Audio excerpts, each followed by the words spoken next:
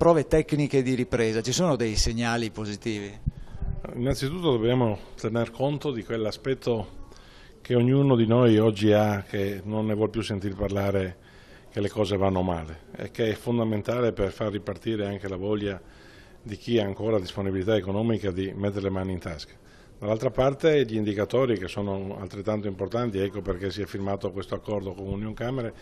perché una impresa moderna deve anche guardare i dati che vengono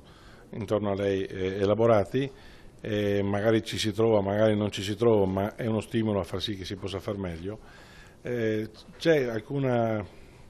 certa vivacità, una certa voglia derivata dal fatto proprio che su alcuni settori, se pensiamo anche all'esportazione, un minimo di ripresa c'è.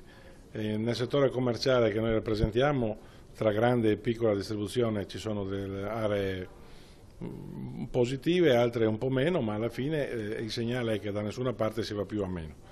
È ancora presto per sapere se questa tendenza rimarrà anche in futuro, noi lo desideriamo e fra 6 mesi forse saremo consapevoli che qualcosa è cambiato. Non reggono più a certe tassazioni, ma poi abbiamo visto oggi che c'è un'inversione di marcia, con lo studio fatto assieme con Confcommercio, quindi ci sono i primi segni più,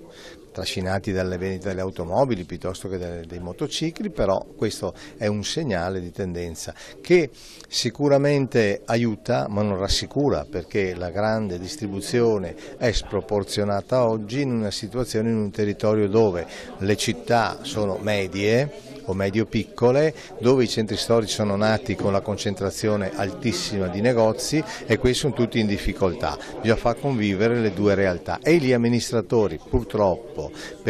a causa della difficoltà di far bilancio hanno la tendenza sempre a costruire ancora, permettere ancora ampliamenti della grande distribuzione. Questo non può più avvenire, ecco che l'accordo Unioncamere Confcommercio porterà a rafforzare con i numeri le convinzioni e quindi andare dagli amministratori locali e regionali, quindi ecco diciamo Luca Zaia guardaci dentro, perché i numeri dicono equilibriamo le forze e aiutiamo soprattutto oggi il piccolo commercio.